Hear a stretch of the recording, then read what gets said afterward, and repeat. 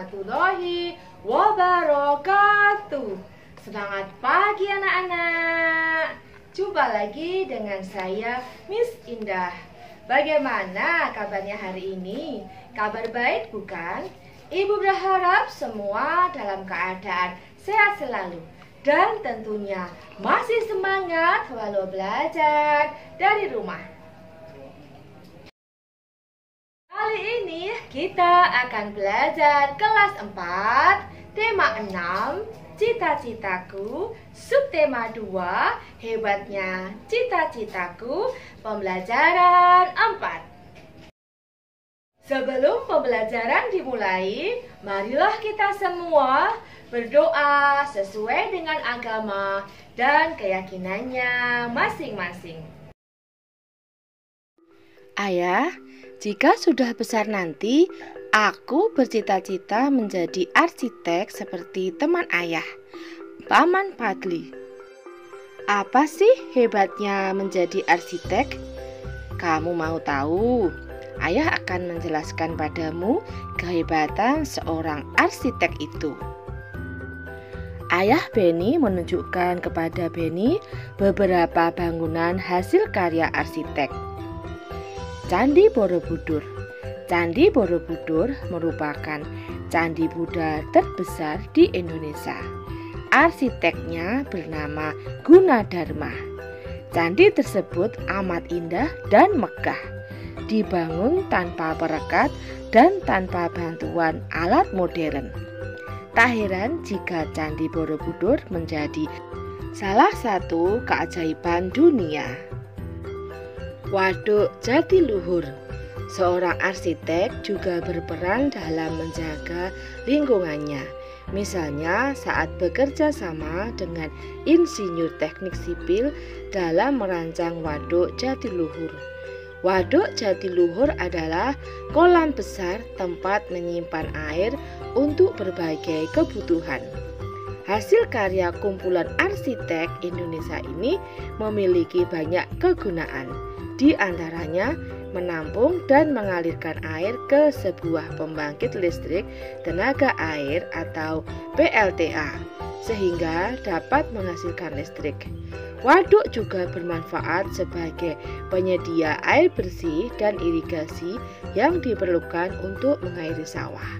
Waduk ini juga sebagai pengendali banjir.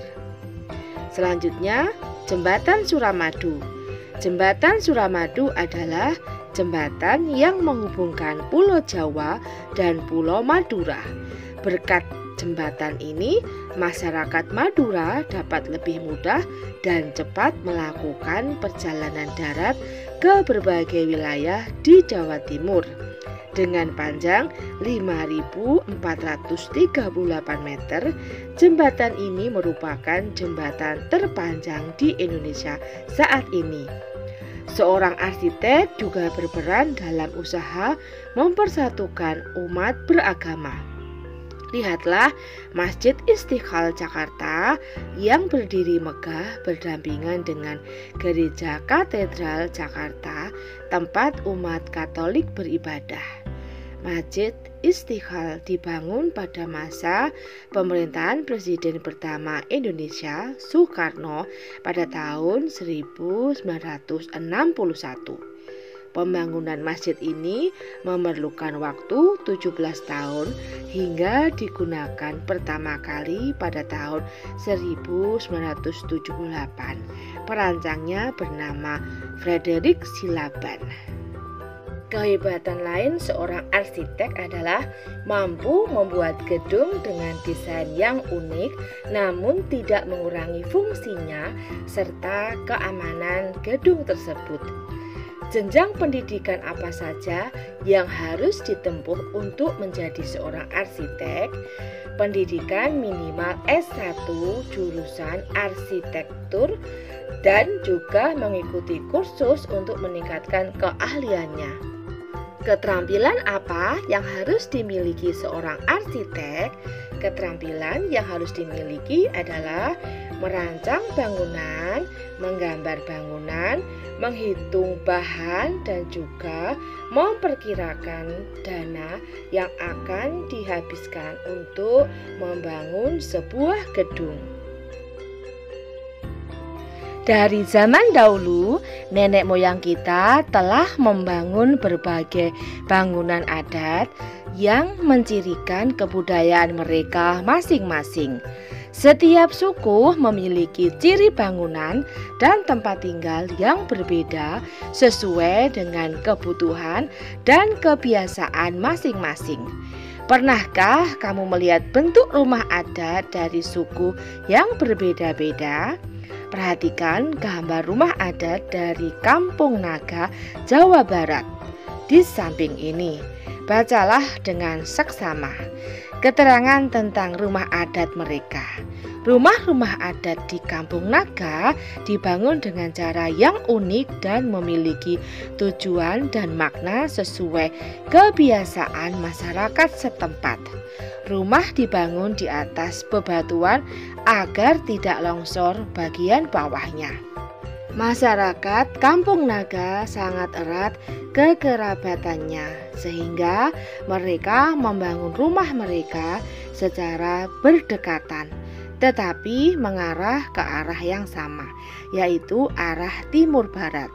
Semua rumah akan menghadap ke arah Sungai Ciwulan yang berada di depan gerbang masuk kampung tersebut.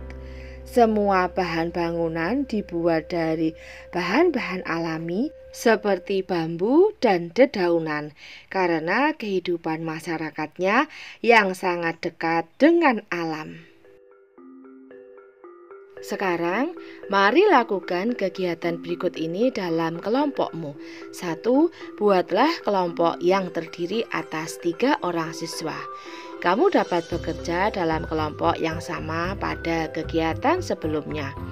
2. Tentukan 2 suku asal dari orang-orang sekitarmu, bisa orang tuamu atau temanmu. 3. Carilah informasi tentang rumah adat dari suku-suku tersebut. 4.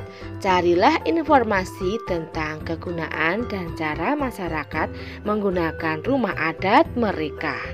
5. Bandingkan keterangan yang kamu peroleh di antara keduanya. Carilah persamaan dan perbedaan serta kegunaan dan manfaat rumah adat tersebut. 6.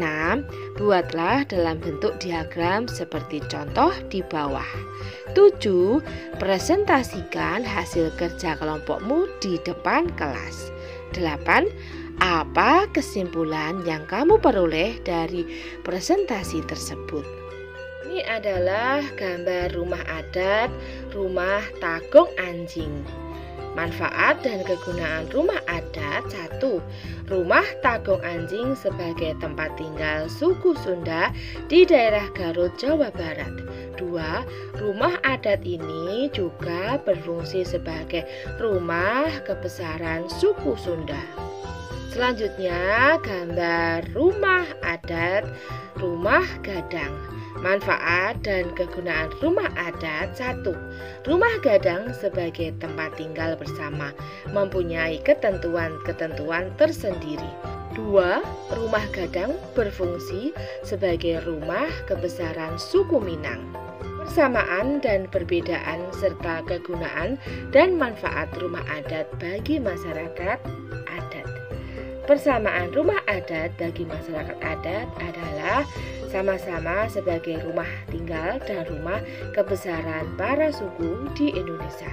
Sedangkan perbedaannya adalah memiliki arsitek bangunan yang berbeda dan mempunyai sejarah yang berbeda juga.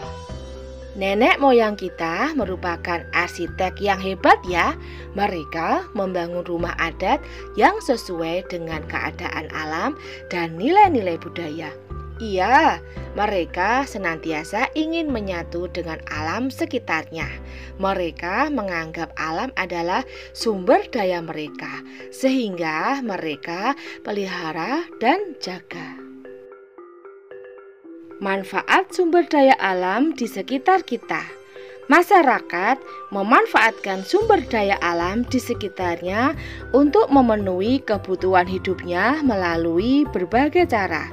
Sumber daya berupa tanah, air, dan tumbuhan dimanfaatkan dalam bentuk kegiatan pertanian dan perkebunan. Sedangkan sumber daya berupa hewan dimanfaatkan dalam bentuk kegiatan perikanan dan perkebunan.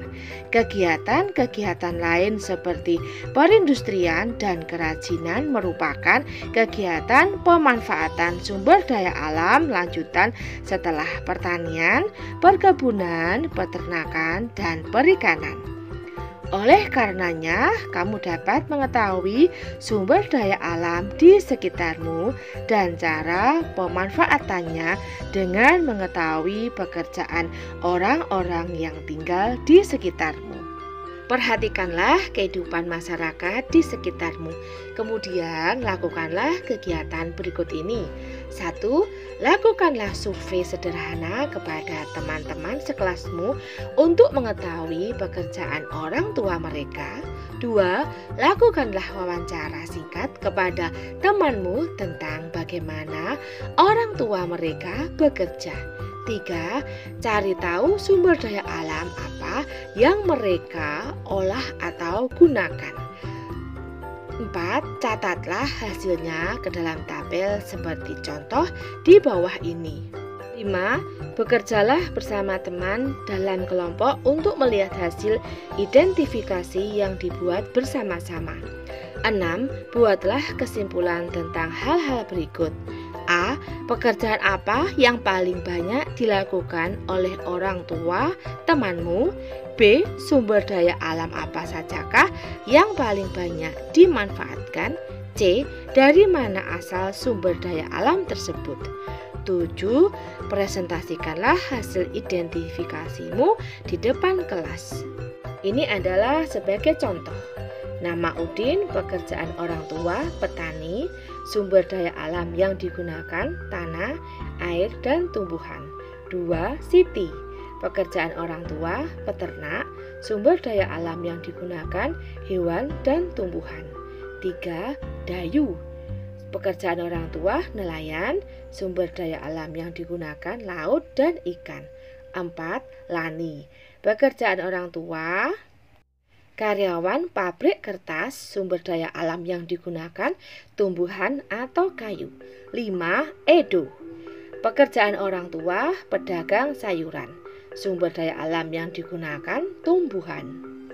Perhatikanlah rangkaian puisi berikut ini. Lengkapilah puisi ini menggunakan kata-katamu agar puisi lebih bermakna. Puisi berjudul Kawan Sejatiku, karya Lani untuk Beni, Mada, dan Siti. Wahai kawan sejatiku, kamu selalu bermain bersamaku, selalu menemaniku mengerjakan tugas sekolahku, selalu menemani saat aku pilu. Wahai kawan sejati, walau kita berbeda suku dan agama, kau selalu mengingatkanku untuk beribadah dan mengucapkan selamat saat hari raya. Wahai kawanku, tak akan pernah kulupa kawan, kita akan selalu bersama-sama untuk meraih cita-cita. Setelah anak-anak membaca puisi di depan teman-teman secara bergantian di depan kelasmu, tanggapilah pernyataan-pernyataan di bawah ini dengan kata ya atau tidak sesuai isi puisi di atas. 1. Puisi ini berkisah tentang kawan yang tidak setia. Salah ya, jawabannya tidak. 2. Lani memberikan pendapat yang baik terhadap kawannya. Iya. 3. Kita yang dimaksud dalam puisi ini adalah Lani dan Siti. Tidak. 4. Kawan yang dimaksud memiliki suku yang berbeda dengan Lani. Iya. 5. Lani akan melupakan kawannya? Tidak. 6. Mereka ingin meraih cita-cita bersama? Iya. Berdasarkan jawaban di atas, jelaskanlah isi puisi tersebut ke dalam bentuk paragraf di bawah ini. Anak-anak bisa bekerja sama dengan teman untuk menyelesaikan kalimat yang telah dibuat tersebut. Bisa kan? Demikianlah video pembelajaran kali ini. Semoga bermanfaat.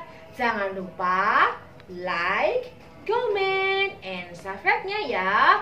Bye-bye. See you tomorrow. Wassalamualaikum warahmatullahi wabarakatuh. I'm an icon, man. And my girl about a 10. I should fuck her in a